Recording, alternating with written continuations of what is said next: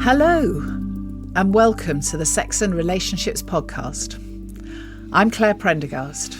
And I'm Janet Eccles. This is the podcast where we draw on our years of experience as sex and relationship therapists. And today we thought we'd have a chat about the arousal paradox. Yes, you heard that right, the arousal paradox. Janet, what on earth is the arousal paradox? Obviously, arousal and desire and problems that people have with arousal and desire is something that we see a lot in our consulting rooms.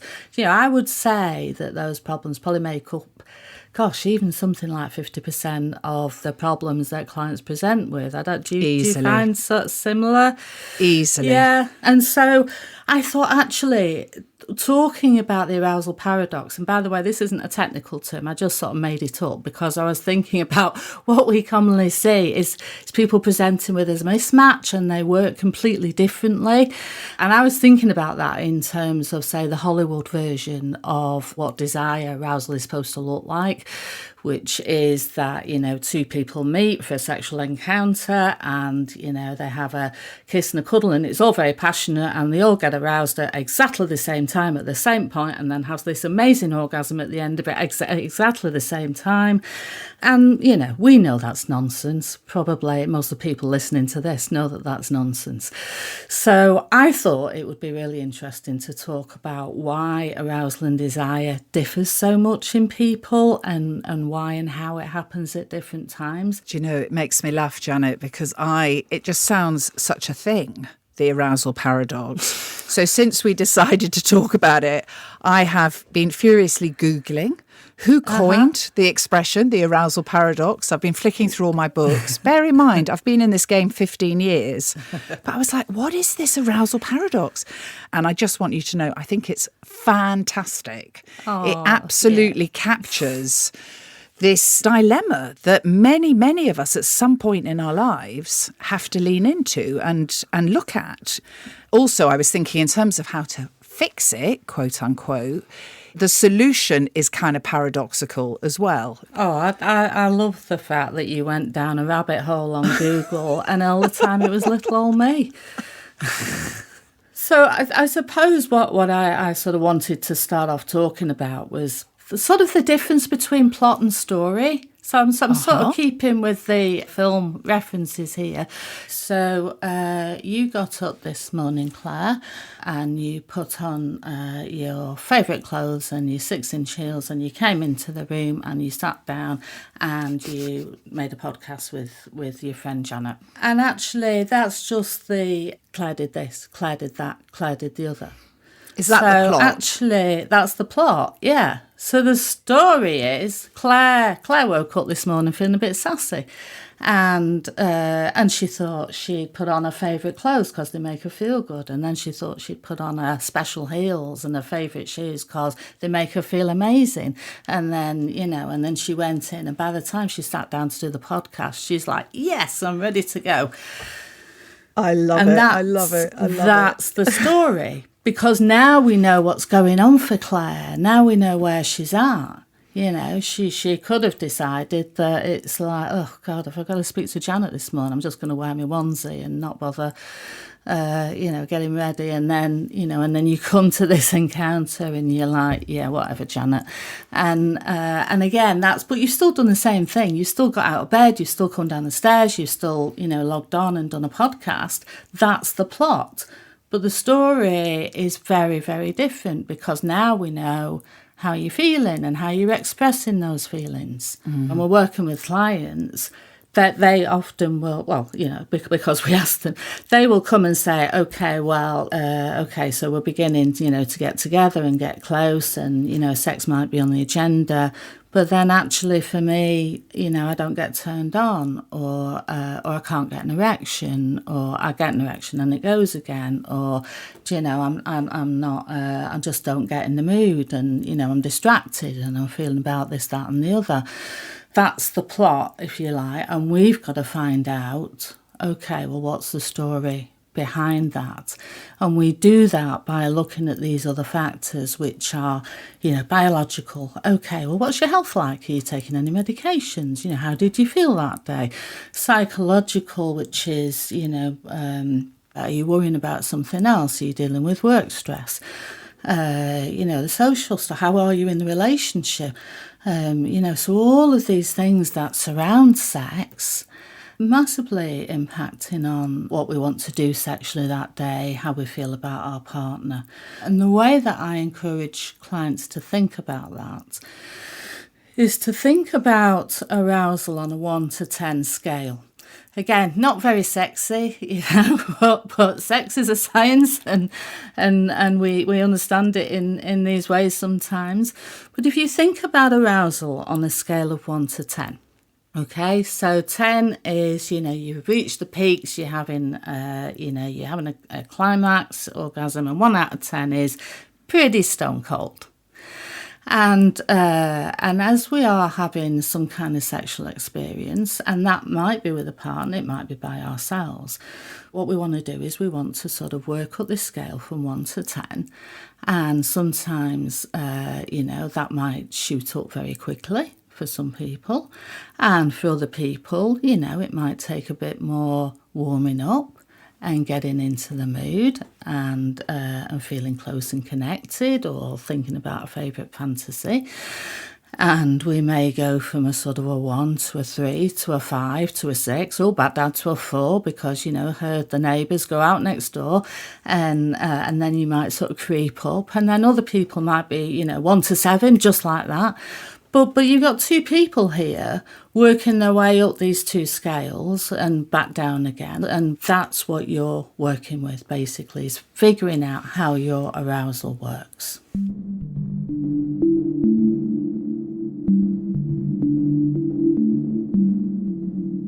I'm thinking about how often a couple will measure their arousal system against what's happening for the other. So using your scale system, if the other is catapulted to an 8 and they're at 0, they're just not in the mood, they're not feeling it, and they've got this very, very horny person in the room. That can then psychologically, you can mentally get into, that's where I should be. I should be an 8. I'm not an 8, and therefore I'm a problem. I have a problem. They're right. I'm wrong. And suddenly you were -1. Now you've gone down to -10. So just getting back to 0, just getting back to a starting point is really uphill work. And it's because that piece that's just implicit in what you've said, which is know what number you're at, and have the conviction to be able to say, you need to come and join me down here, rather than just be in that other place. And I've seen it in heterosexual couples with both men and women. It's like, I don't want to sort of see a gender bias here. Many of us are programmed to think we need to do what the other person wants. And that just sets us up for disappointment again and again and again. And yet, when I work with people on coming back to self and what do I want and what am I comfortable with and what number am I, quite often people are completely mystified. It's like they just genuinely don't have a clue how they are, because all the attention is on the other. It is so common, isn't it, Claire, that what generally often happens is the person with the higher desire for sex, and it's on their radar a lot more, presents as being the normal one. And it's the one who presents with, oh, well, I'm not like them. My desire for sex isn't as great as theirs. They're the one with the problem. And it's really quite amazing how often they both own that and slip into these roles, that there is this accepted norm that the person who wants sex more is the one who's normal, and the other one, therefore, by definition, is abnormal. And again, we know that this just isn't true. And that there are lots of reasons why, the person who has much lower desire for sex, why that might be happening. And it might be that, conditions for sex just aren't working for them. It might be that they're not happy in the relationship, or that they're just not that sexually attracted to the partner anymore. But actually also, it might be that they work in terms of sexual response in a very different way, because we know that some people have a spontaneous sexual arousal system and lots of other people have what's known as a responsive or reactive sexual arousal system. Is that something that you work with a lot? Yeah, for sure, for sure. Yeah, it's pretty evenly matched, this. It's not like, 90% of people are spontaneous and 10 is responsive. It's I would say it's fairly even, split across people. But responsive reactive is actually just not recognising whether you're in the mood or not, because it just isn't on your radar, because that's not how your sexual desire and sexual arousal system works. But it's, if the conditions are right, if the relationship is right, if you're doing things that you're enjoying, that's when the arousal might begin to happen, might kick in. And Janet, is that something you think can change in the course of a life? Do you think you could be spontaneous in your 20s and 30s and then responsive reactive in your 40s and 50s and back to spontaneous? Or do you think it's something that you kind of are just born that way? I think both of those things, actually, Claire. And it's not just an age thing. I think also it's about the life of a relationship and how a relationship evolves. Because very often when two people meet and they're sexually excited by each other and they're really attracted to each other, then that attraction and the desire for sex is greater. And often when we first get together with somebody, sex is kind of how we bond. Because when we're sexual, when we're touching, oxytocin, that wonderful bonding hormone, makes us feel amazing. And that's how sort of attachment often begins to happen. And then once we are attached, so maybe 6, 12, 18 months down the line, and we know that we're bonded, but also there's a deeper emotional connection there as well. It's kind of like the need for sex isn't as urgent, it isn't as great, because we are bonded now. So sex can then evolve into something else that is less urgent. But you know as well as I do that often when we're working with couples who've been together some time, and you say, what do you want? How do you want your sexual relationship to be? A lot of people will say, well, we want it to be like it was when we first got together. We want spontaneous sex, and often I'm like, well, I'm a sex therapist, not a miracle worker, because I can't help you reproduce those early times, those early months, because you're bonded now, you're in a different place. But it doesn't mean to say that you can't have a fantastic sexual relationship again. It's just going to be different.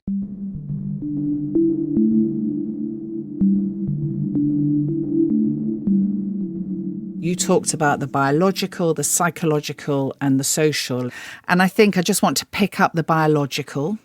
If you have known yourself to be someone who has a spontaneous arousal system, you have known yourself as someone who wants it regularly, it's just something that's been easy for you, and it isn't.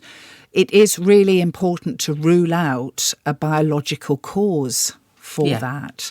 That's absolutely right. And always the first port of call is if you notice that your desire for sex is changing, it's always a good idea to go and see your GP and just check that things are okay physically and medically, because as we know, sometimes a loss of desire can be an indicator of a health issue. Like how sometimes losing early morning erections in men can be the first symptom of cardiovascular problems. So it's always a really good idea. First port of call, just get yourself checked out physically, and then if you want to go and speak to a psychosexual therapist, we know that we can rule that out. Yeah.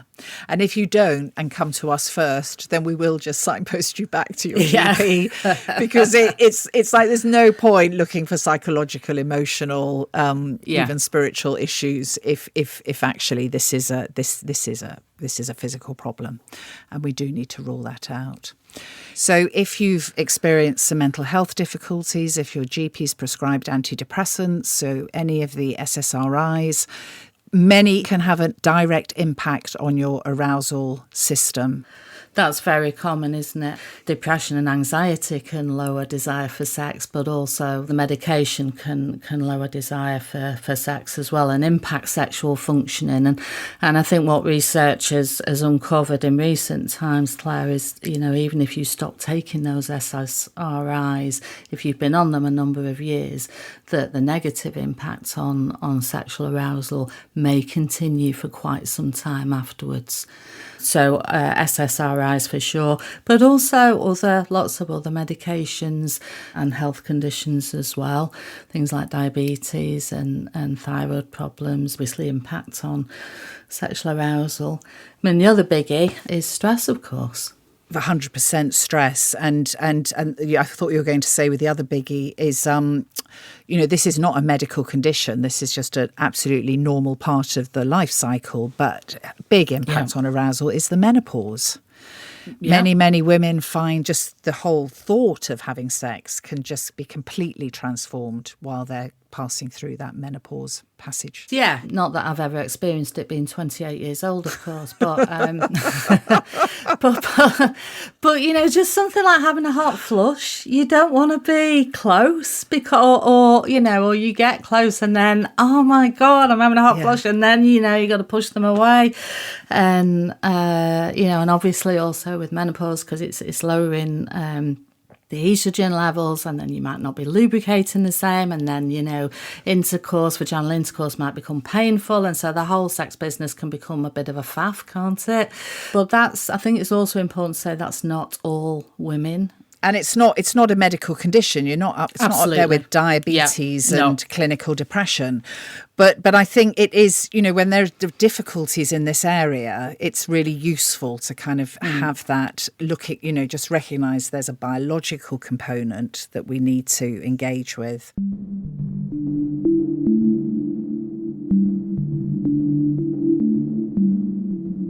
Stress, of course, it's a very normal, natural stress, and we know that there are good amounts of stress. But when that stress tips over into something that is sort of quite severe and it's on your mind all the time, our body reacts to stress and anxiety. It's a threat response. And as a threat response, if we think about it in the most basic sort of primal terms, that survival comes above procreation in terms of how our bodies will respond to it. So the sex side of ourselves, the arousal sides, will get shut down because actually we're focusing on survival.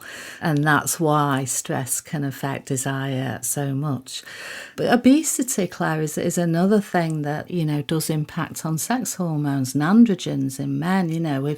If a man is obese, then his testosterone levels will be, quite decreased by some degree, which will then obviously impact on his ability to become aroused for sex. So there are lots of different things.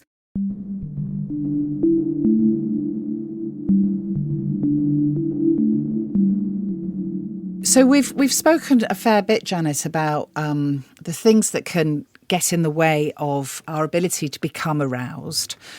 And one of the sort of sexologists, for want of a better word, that I found really, really helpful in this area is Dr. Emily Nagoski, in her book Come As You Are.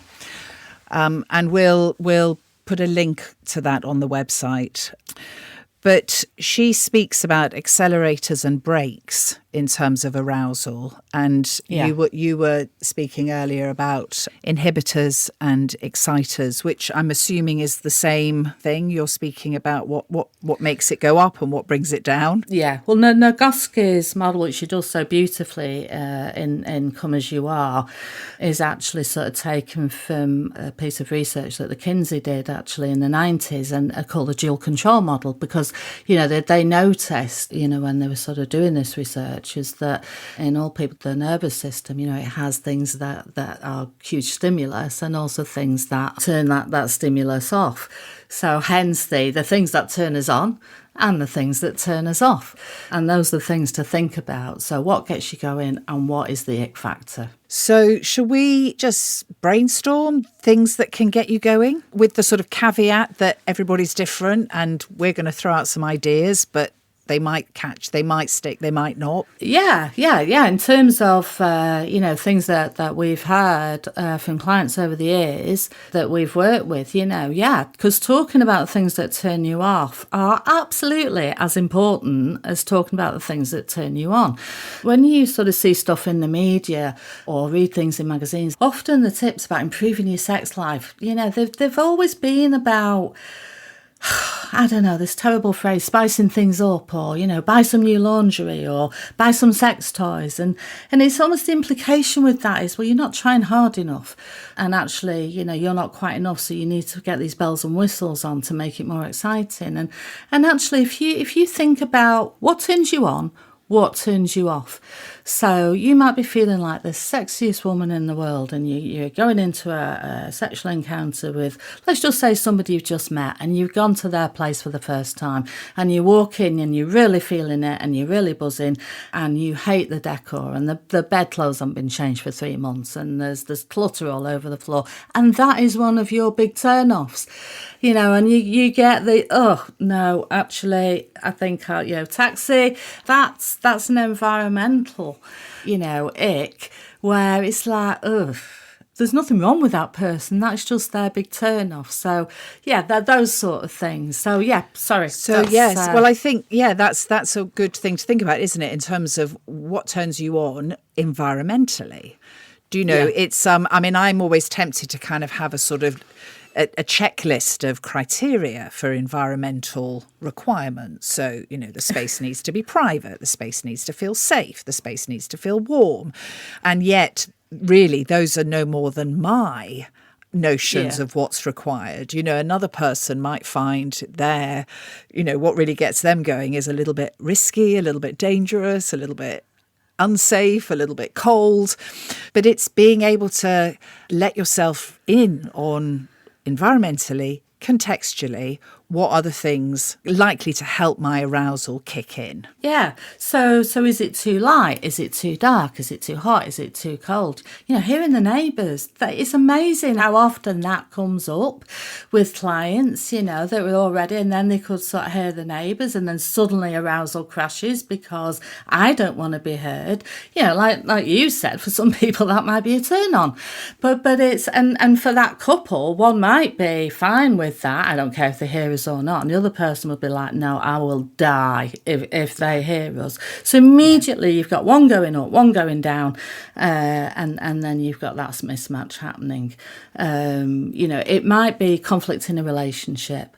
So a couple have a conflict, have a bit of a row, and one person wants make-up sex, and it's really, and so that's that would be an exciter because I really want to be close to you and I need to know that we're okay. Whereas the other person is like, are you joking?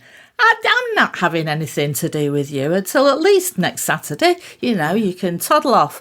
And again, it's just different responses. Just one more on this sort of environmental context thing. I think that it's worth sort of thinking about time of day. Some of us vary in terms of, we're more likely to feel it in the morning than we are late at night. And then clothes. Do you want to come into this encounter dressed or naked? Music. But yes, the environmental stuff. And then, yes, the relational stuff. And certainly for me, 9 times out of 10, I encourage clients who come to see me around sexual difficulties to bring, if they're in relationships, to bring their partners, because 9 times out of 10, there is a relational piece in the mix that hasn't been revealed. It's hidden. And it's something around maybe one so I hate this expression, but I'm going to use it for shorthand. One is a bit passive aggressive. They just have these little one-liners or facial tics that erode the other's ability to be vulnerable and come into a sexual encounter.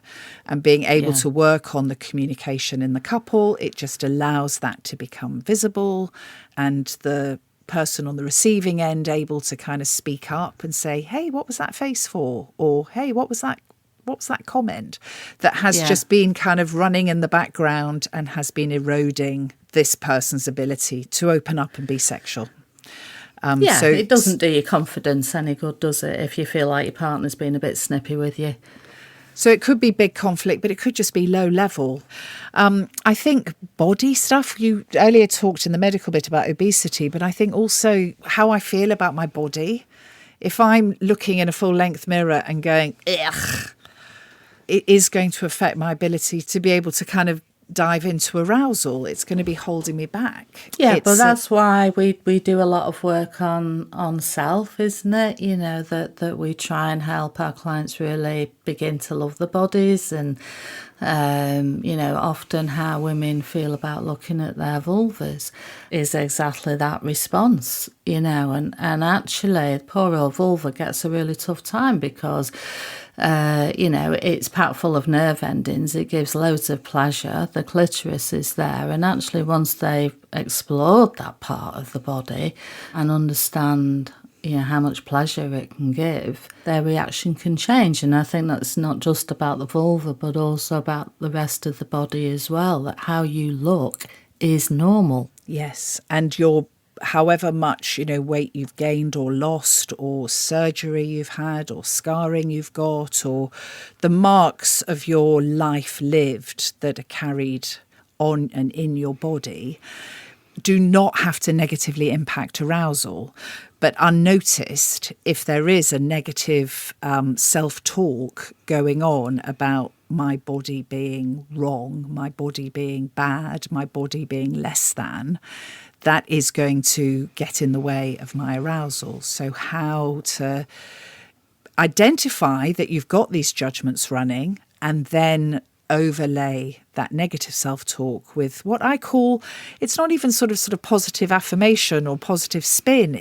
I call it truth telling. This is my body. This is the body that's carrying me through my life, and this body is worthy of my attention and my respect and my love, which in turn will allow me to, with my lover, receive and give that physical attention, which is very, very difficult when we're contracted and in self-loathing about our bodies and our vulvas. Yeah, and sometimes it can be quite helpful to say, okay, so that's how you feel about it, but is it okay for your partner to find your body attractive? Even if you don't, do you kind of give them permission to find you attractive? Whilst accepting that it's not how you feel, will you allow them to feel that they're, attracted to it? Which links beautifully with another sort of key way out of this is bringing your attention to your relationship with giving and receiving. Because there you're describing receiving recognition, receiving your partner's desire and delight in your body. Can you also receive their attempts at initiation, their attempts at pleasing you, pleasuring you? Are you able to surrender to that receiving and then flip it on its head? Are you also able to engage in giving? So that dance between initiation and responding to initiation, which I think sometimes couples get caught in, I do all the initiating, or, I always say no, or I sometimes say yes, but actually seeing it more of a dance, and can it be more of an ebb and flow, and noticing there are days when I'm much more comfortable giving, but then there's also days when I'm better at receiving, but we don't have to be black and white about it. Am I making myself clear? Do I make sense? Yeah, absolutely. And I suppose it's just, for some people, there'll be times when they want to give and there'll be times when they want to lie back and just receive. And that's what is going to work for them that day. That's their exciter. And there's going to be other times when actually, depending on how the partner initiates, it's going to be a real turn off.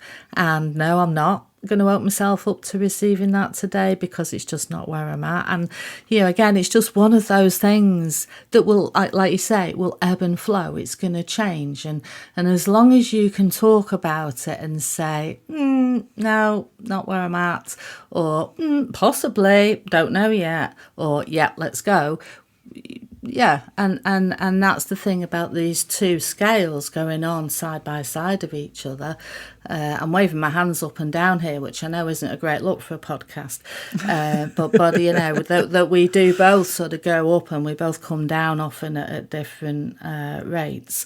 So I suppose, what I would really encourage people to do is, have a look at Emily Nagoski's Come As You Are and have a look, because she's done these questionnaires, hasn't she, yes, about, okay, what are your exciters, what are your inhibitors, and you can fill in these questionnaires separately from your partner and then come together and discuss the results and see how either similar or very different that you might be. And it's just a great way to start a conversation and start understanding yourself a bit better and understanding your partner a bit better. And just to circle right back to where we started today, Claire, which is that couple who presents to us with this mismatch, one being, the normal one, because I want sex more than they do, that actually they're usually, I would say absolutely 99%, both of them normal, just different. And when we understand the story behind that, then we'll help them figure out how to manage it differently. Well, Janet, I suspect we've come to the end for this podcast. I also suspect we're going to be revisiting this subject. I think so. Yeah, and I just love it. Definitely get patenting that name you coined, the arousal paradox. It's just bob on. If you'd like to read more about what we've been talking about, then please do visit our website, thesexandrelationshipspodcast.com. Yep, that's it, thesexandrelationshipspodcast.com. And on the site, you'll find there's a section where you can leave questions that you'd like us to explore in our chats. There's also an Ask Clare page. You'll also find us on social media. It's been lovely chatting, Janet. Until next time, bye-bye. Always a pleasure, Claire. Always a pleasure.